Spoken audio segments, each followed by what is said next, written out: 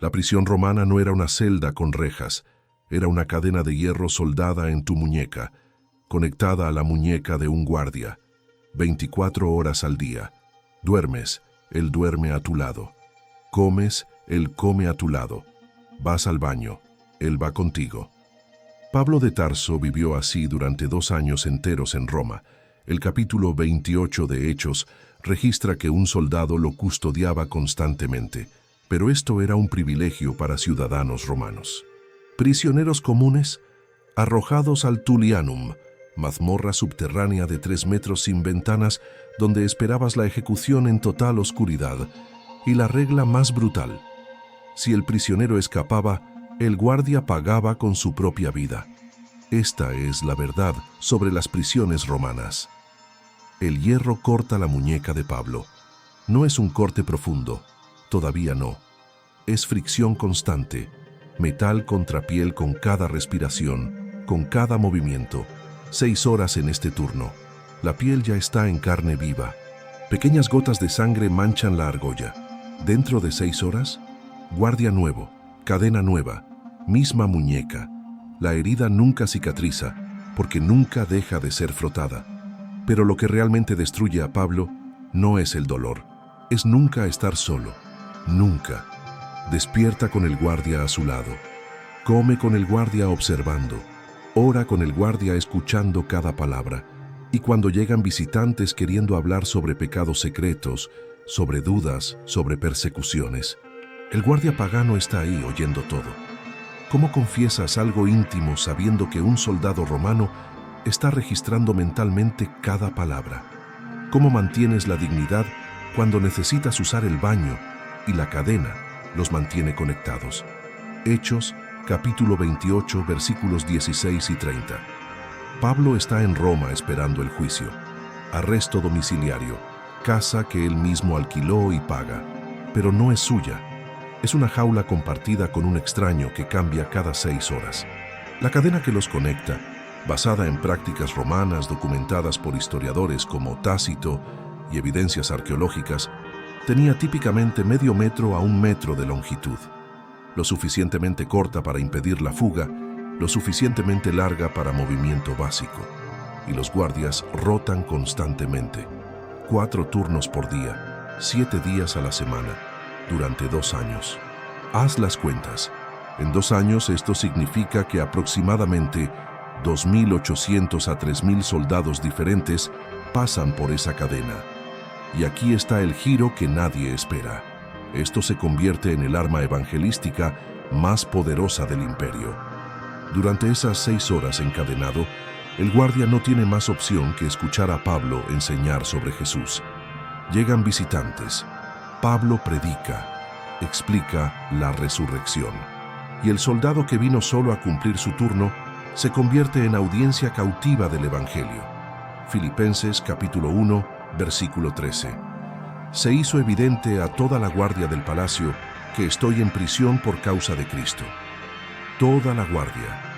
Y Filipenses capítulo 4, versículo 22 menciona los santos de la casa del César, convertidos entre los propios guardias y sirvientes imperiales. La maldición se volvió misión, la prisión se volvió púlpito, pero el costo físico es brutal. Las cadenas romanas de hierro pesaban típicamente 2 a 3 kilos, basado en ejemplares encontrados en excavaciones arqueológicas. Cargar ese peso constantemente en la muñeca durante 730 días. El hombro baja permanentemente. La columna se tuerce, el dolor crónico se instala, y la herida en la muñeca causada por la fricción constante del metal. Aunque la Biblia no lo describe específicamente, médicos que estudian efectos de contención prolongada confirman, heridas así raramente cicatrizan por completo. Las infecciones son prácticamente inevitables. Pablo probablemente las trataba con aceite de oliva y vino, los antisépticos disponibles en la época. Frecuentemente no era suficiente. Pablo sobrevive durante 2 años y en ese periodo escribe 4 cartas que cambiarán el cristianismo para siempre. Efesios, Filipenses, Colosenses, Filemón, escritas con la mano derecha mientras la izquierda está encadenada. Pero mientras Pablo escribe teología, hay otro tipo de prisionero en Roma viviendo una realidad completamente diferente. Y aquí está el detalle que lo cambia todo. Ese prisionero probablemente cometió un crimen menor que Pablo. Tal vez robó pan, tal vez peleó en el mercado, pero no es ciudadano romano. Entonces no tiene casa alquilada, no tiene visitantes, no tiene luz, tiene el Tullianum, la prisión más antigua de Roma, que aún existe hoy y puede ser visitada. Es un hueco cavado en roca volcánica, sin ventanas, sin luz.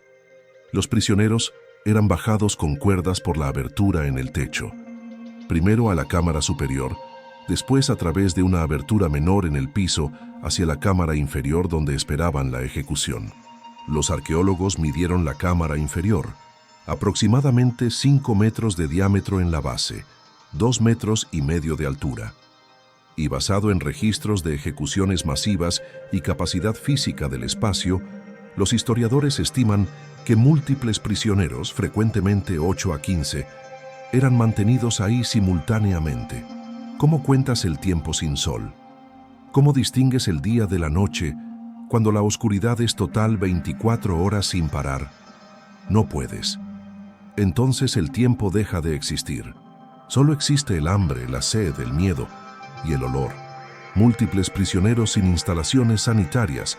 El historiador romano Salustio, que visitó el Tullianum en el siglo I a.C., describió: su aspecto es repulsivo y terrible por causa de la negligencia, oscuridad y hedor.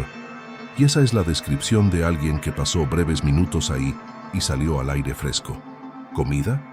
Los registros históricos indican que los prisioneros esperando ejecución recibían raciones mínimas, típicamente una vez al día. Pan, agua, cantidad calculada para mantener la vida, no la dignidad. ¿Y cuándo hay más prisioneros que comida? Se establece una jerarquía brutal. Los más fuertes comen primero. Los más débiles, enfermos, heridos, viejos, reciben sobras o nada. Pero lo que destruye más rápido que el hambre es el miedo, porque todos ahí saben que están esperando la ejecución. No es si, es cuándo y cómo. Crucifixión, estrangulamiento, arena, decapitación si hay alguna misericordia. Entonces cada vez que oyes pasos arriba, botas de soldados resonando en la cámara superior, el corazón se dispara. ¿Es hoy? ¿Es ahora? ¿Cuánto tiempo sobrevivían los prisioneros en el Tullianum? Basado en registros de ejecuciones públicas en Roma, la mayoría era ejecutada dentro de 3 a 7 días después de ser arrojados ahí. Roma era eficiente. ¿Morir de enfermedad antes de eso? Problema resuelto. Roma economizaba el costo del verdugo público, pero hay un tercer tipo de prisionero, ni el privilegio de Pablo, ni el horror del Tullianum. Los soldados romanos que cometieron crímenes militares eran mantenidos en cárceles dentro de los cuarteles de las legiones. Escritores militares romanos como Polibio y Vegesio describen estas instalaciones: celdas con rejas de hierro, pequeñas ventanas con barras permitiendo entrada de luz y aire y cadenas fijadas a las paredes. Y aquí está la diferencia brutal. La luz lo cambia todo. El prisionero puede ver, puede contar el tiempo por el sol, puede ver su propio cuerpo deteriorándose, músculos atrofiándose, piel palideciendo. La cadena sujeta al tobillo permitía movimiento limitado, típicamente 1 a 2 metros de radio, basado en descripciones arqueológicas de argollas de hierro encontradas en cuarteles romanos. Suficiente para sentarse, acostarse, dar algunos pasos. Insuficiente para alcanzar la puerta o ventana. Entonces el soldado preso pasa los días mirando a través de las rejas, viendo otros soldados entrenando en el patio. Hombres con quienes marchó, luchó, casi murió. Hombres que ahora desvían la mirada porque la asociación con un prisionero mancha la reputación. Y por la noche, cuando el cuartel queda quieto, es probable, basado en la disposición arquitectónica de celdas adyacentes, que los prisioneros conversaran a través de las paredes. Voces apagadas, fragmentadas, compartiendo miedo, contando días hasta el juicio. Las acusaciones militares eran juzgadas rápidamente. El código militar romano era brutal y eficiente. Traición, deserción, dormir en guardia. Sentencia de muerte en la mayoría de los casos. La ejecución normalmente ocurría el mismo día del veredicto. Y aquí está lo que nunca percibiste leyendo Hechos. Mientras Pablo escribe sobre alegría en la prisión, regocijaos siempre en el Señor. En Filipenses capítulo 4, hay hombres muriendo en la oscuridad en otros rincones de Roma. Mientras Pablo recibe visitantes y enseña teología, hay soldados en celdas militares esperando consejo de guerra. Mientras Pablo está encadenado a guardias que se convierten, hay prisioneros en el Tullianum que nunca verán la luz del día nuevamente. 3 mundos, 3 realidades, misma Roma, mismo sistema. ¿La diferencia? Ciudadanía, recursos, suerte. Pablo tiene las 3. Sobrevive y transforma la cadena en oportunidad evangelística que alcanza la casa del César. Otros no tienen ninguna y simplemente desaparecen. Pero la vida del prisionero en Roma no se resume a cadenas y oscuridad. Hay algo peor que el dolor físico, algo que quiebra a los hombres más rápido que el hambre o la tortura, la espera. Y aquí está lo que nunca percibiste. No saber es peor que saber lo peor. ¿Ejecución mañana? Terrible, pero puedes prepararte. Ejecución tal vez mañana, tal vez dentro de un mes, tal vez nunca. Eso destruye la mente. Cada día despiertas esperando. Cada noche duermes sin respuesta. Por semanas, por meses, a veces por años. ¿Cómo mantienes la cordura así? Los arqueólogos encontraron la respuesta grabada en piedra. Cientos de grafitis garabateados en paredes de celdas romanas, especialmente en Pompeya, donde la erupción volcánica preservó todo perfectamente en 79 después de Cristo. Y esos grafitis revelan algo devastador sobre la mente humana bajo presión extrema. Marcas de conteo, rayas hechas con piedra o carbón, 1 por día, organizadas en grupos de 5. Conteo obsesivo, porque es la única forma de mantener sentido del tiempo cuando los días se disuelven en borrón de oscuridad y miedo. Algunos grafitis muestran más de 100 marcas antes de parar abruptamente. ¿Por qué pararon? 3 posibilidades: ejecutado, transferido o muerto de enfermedad antes de que Roma pudiera matarlo oficialmente. Pero otros grafitis son aún más perturbadores. Nombres grabados con cuidado meticuloso, fechas, apelos desesperados a dioses, maldiciones contra magistrados, declaraciones de inocencia que nadie aparte de arqueólogos 2000 años después leería. Estos hombres sabían que a nadie le importaba, sabían que serían olvidados. Entonces grabaron su existencia en piedra como último acto de resistencia contra la obliteración total. Y aquí está el detalle que congela la sangre. Algunos grafitis incluyen 2 nombres juntos: amistad formada en sufrimiento extremo, vínculo creado entre extraños, porque al menos no estaban completamente solos. Hasta que uno de los nombres desaparece y el otro continúa contando días solo. Pero espera, ¿cómo exactamente pasas los días cuando no hay absolutamente nada que hacer? En las celdas militares con ventanas, los prisioneros al menos tienen luz. Ven el sol naciendo y poniéndose, observan la vida ocurriendo afuera, soldados entrenando, mujeres cargando agua, niños jugando, vida que continúa sin ellos mientras ellos se pudren adentro. Cada atardecer es un día más sobrevivido. Cada amanecer puede ser el último. Pero en el Tullianum, en las mazmorras sin luz donde múltiples prisioneros están amontonados, el historiador romano Salustio registró algo que cambiará cómo imaginas la prisión. Los prisioneros en el Tullianum frecuentemente perdían la cordura mental antes de ser ejecutados.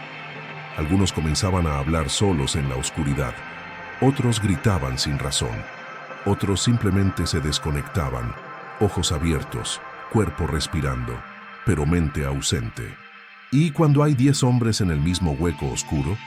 Cuando no puedes ver pero puedes oír la respiración, puedes sentir cuerpos cercanos, puedes oler la descomposición de quien murió ayer y aún no fue removido. 2 cosas suceden. Primera, camaradería desesperada. Hombres que nunca se conocieron susurrando historias de vida en la oscuridad, compartiendo últimos pedazos de pan, ofreciendo consuelo frágil. No estás solo. Todavía estoy aquí. Todavía estamos vivos. Algunos grafitis preservan esto. 2 nombres grabados juntos.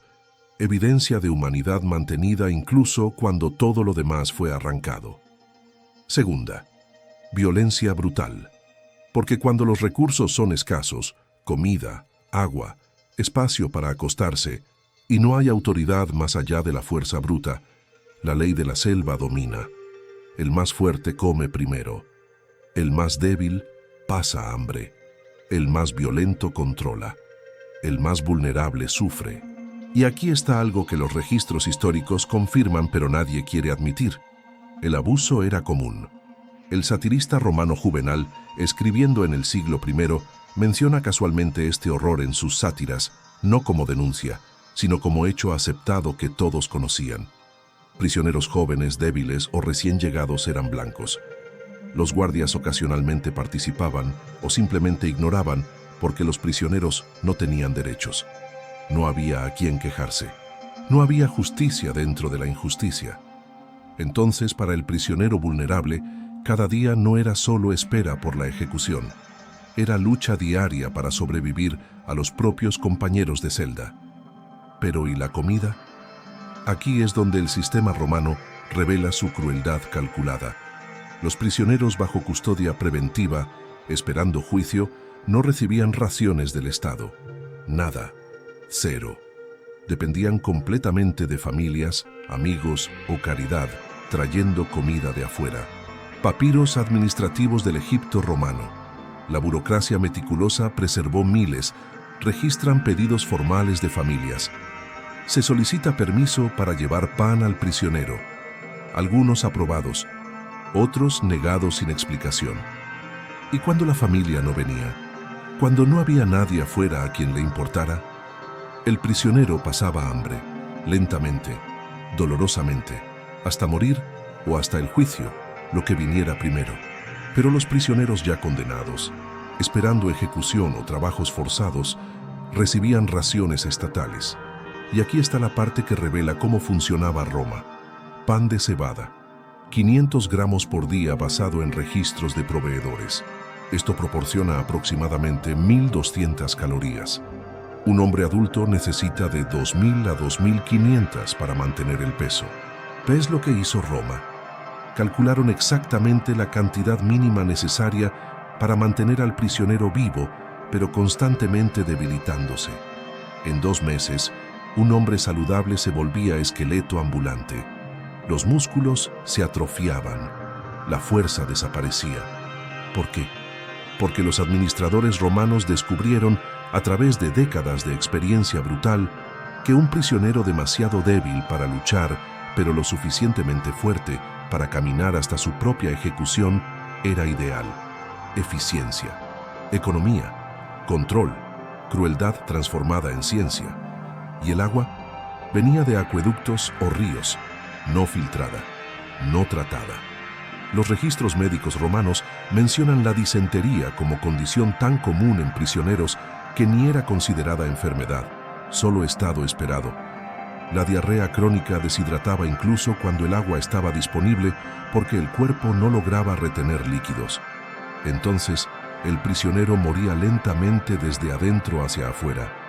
Hambre, sed, enfermedad, miedo, todo al mismo tiempo, día tras día, semana tras semana.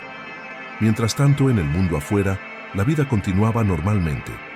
Las personas reían, comían, amaban, vivían, completamente ajenas al sufrimiento ocurriendo a metros de distancia detrás de paredes de piedra. Pero espera, había algo más allá de la comida que determinaba completamente tu experiencia en la prisión. Algo que no elegías, pero que decidía si te pudrirías en el Tullianum o tendrías chance de sobrevivir. El estatus social antes de la prisión. El ciudadano romano acusado de crimen recibía privilegios legales automáticos, derecho de apelar a tribunales superiores, prohibición legal de tortura durante interrogatorio, excepto traición, posibilidad de arresto domiciliario, leyes específicas, Lex Valeria y Lex Porcia, protegían a los ciudadanos de castigos degradantes. ¿No ciudadano? Sin protecciones, ninguna. Podía ser torturado libremente, arrojado al Tullianum sin juicio elaborado, ejecutado sumariamente si el magistrado lo encontraba conveniente. ¿Y los esclavos? Peor aún. La ley romana establecía que el testimonio de esclavo no era válido en tribunal, a menos que fuera obtenido bajo tortura. La lógica perversa. Los esclavos mienten naturalmente, entonces solo el dolor extremo los fuerza a decir la verdad. Entonces el esclavo acusado de crimen, o incluso solo testigo, era automáticamente torturado. Azotamiento, quemadura, dislocación de articulaciones, y después, si sobrevivía, frecuentemente ejecutado independientemente de lo que confesó. El filósofo romano Séneca observó cínicamente: torturamos esclavos no para descubrir la verdad, sino porque la ley lo exige. Sistema, no sadismo individual, sistema legal que codificaba la crueldad.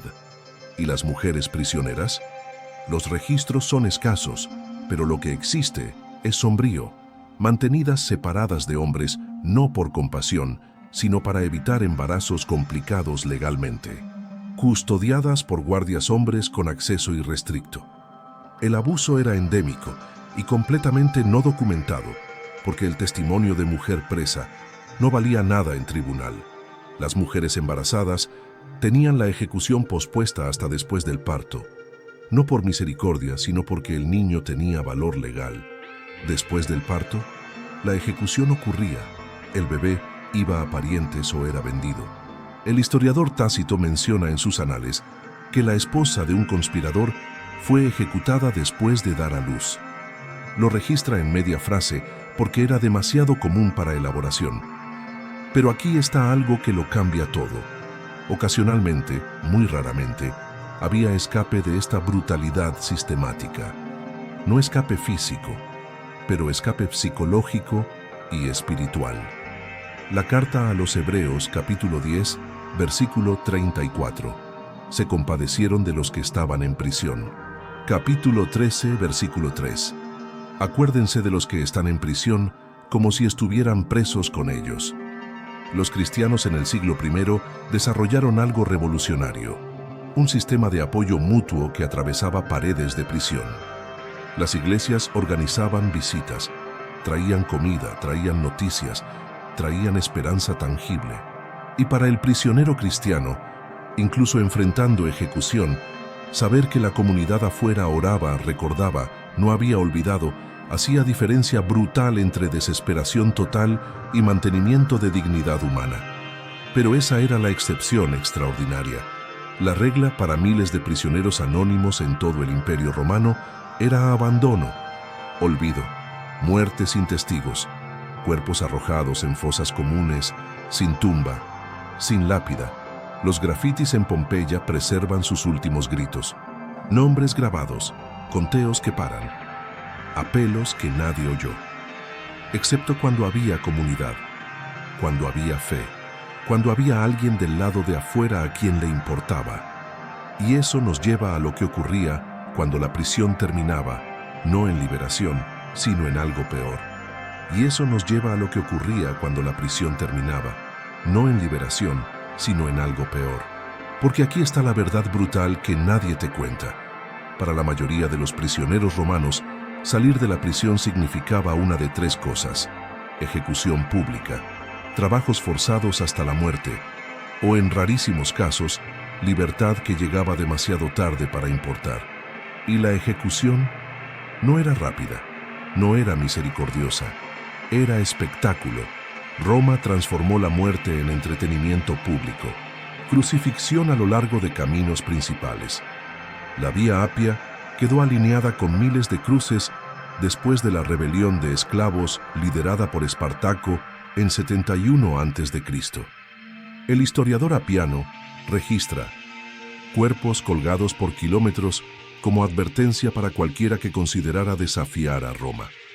La crucifixión llevaba días, no horas, días. La muerte venía por asfixia lenta cuando los músculos exhaustos ya no lograban jalar el cuerpo hacia arriba para respirar, o por deshidratación, o por choque séptico cuando las heridas de los clavos se infectaban, pero siempre lentamente, siempre públicamente, siempre con multitud observando. Y para los ciudadanos romanos, la decapitación era un privilegio, muerte rápida, relativamente digna. Pablo de Tarso, ciudadano romano, probablemente murió así en Roma. Segunda Timoteo capítulo 4, versículos 6 a 8, él escribe sus últimas palabras.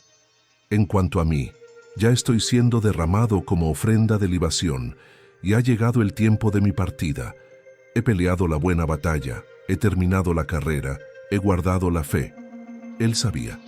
Escribió esas palabras sabiendo que la ejecución estaba próxima, y la enfrentó con confianza porque tenía algo que la mayoría de los prisioneros no tenía, certeza de significado más allá de la muerte.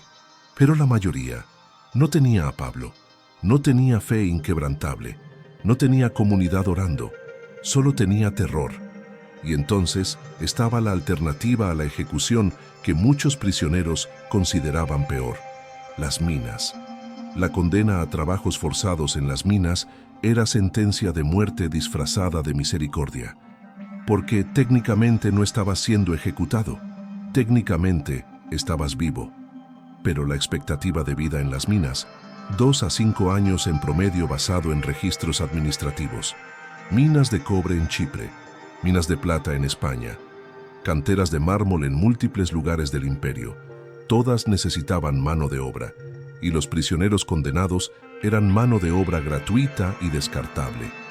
El proceso comenzaba con el marcado, hierro caliente presionado en la frente o mejilla, marca permanente identificándolo como condenado.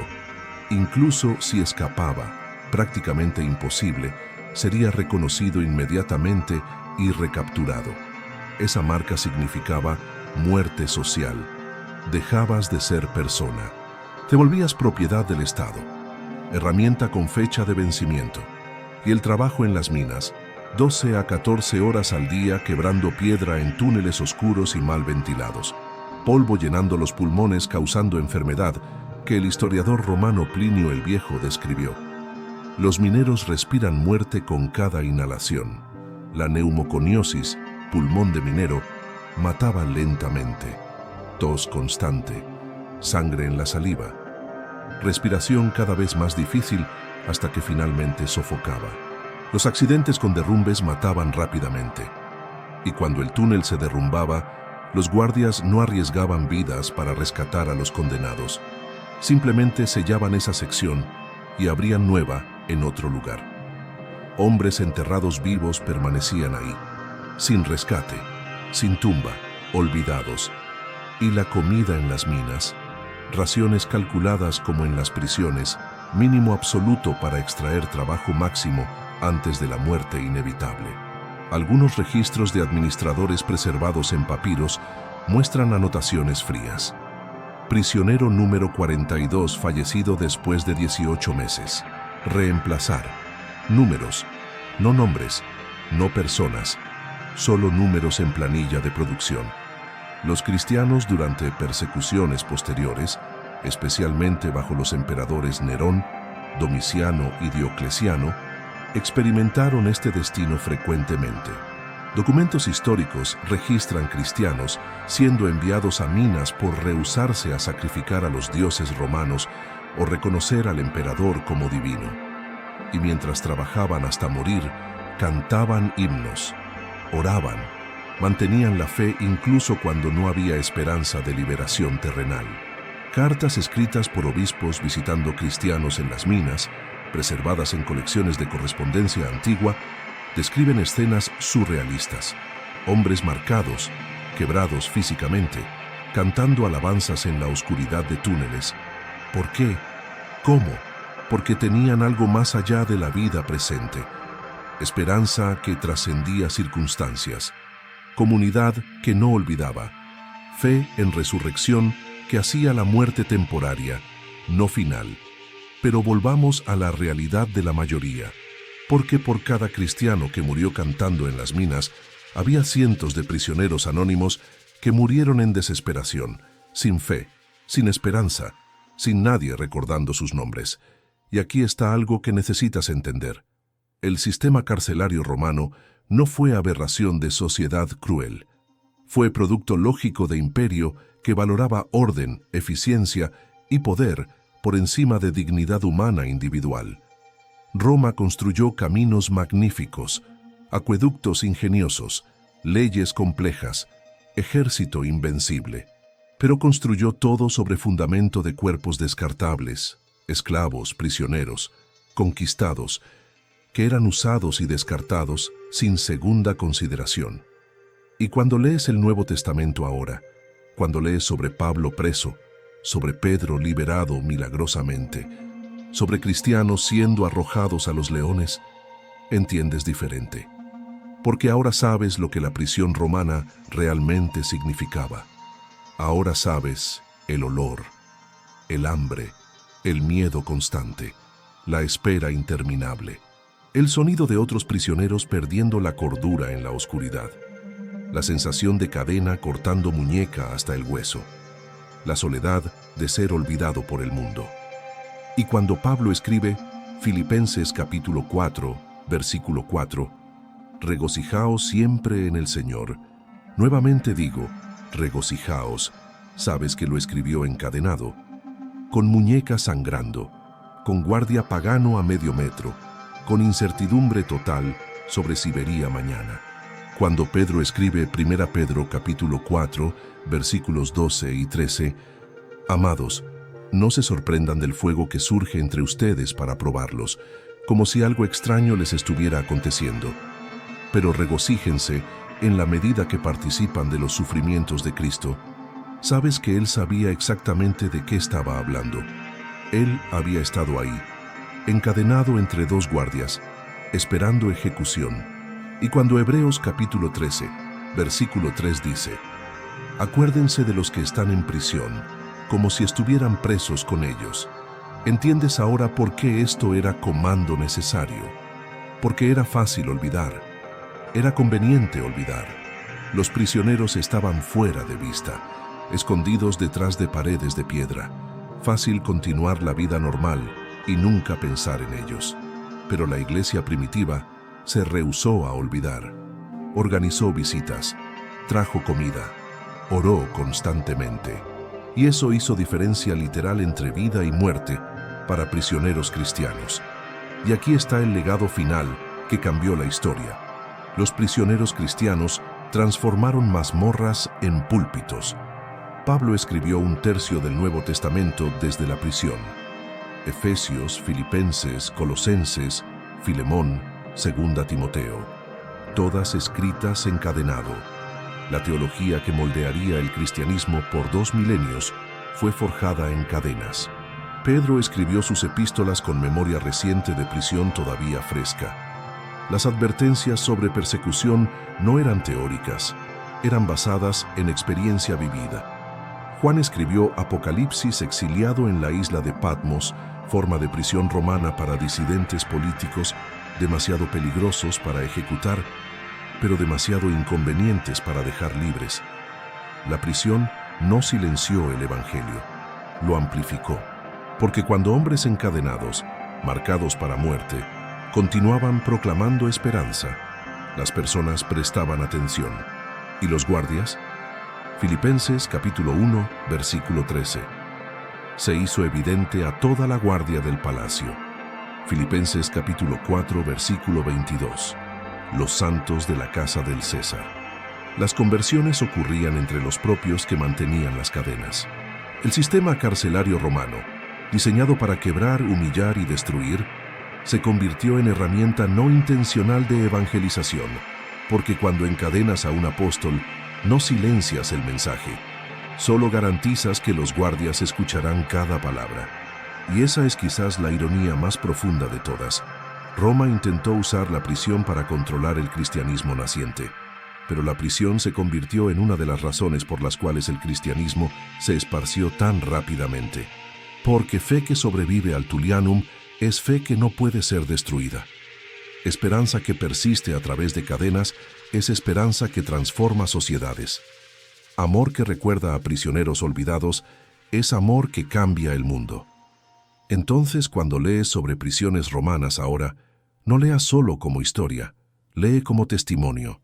Testimonio de que la dignidad humana persiste incluso cuando todo lo demás es arrancado, que la comunidad importa más que el confort, que la fe probada en el fuego más oscuro emerge más fuerte. Y si quieres entender más sobre cómo la fe primitiva transformó el imperio que intentó destruirla, suscríbete al canal. Cada semana exploramos historias bíblicas que pensabas conocer, pero revelamos capas que lo cambian todo. Deja en los comentarios qué detalles sobre las prisiones romanas más te sorprendió. Y si conoces a alguien que necesita oír que la esperanza persiste incluso en las circunstancias más sombrías, comparte este video. Porque a veces, conocer el peso real de las cadenas hace la libertad infinitamente más preciosa.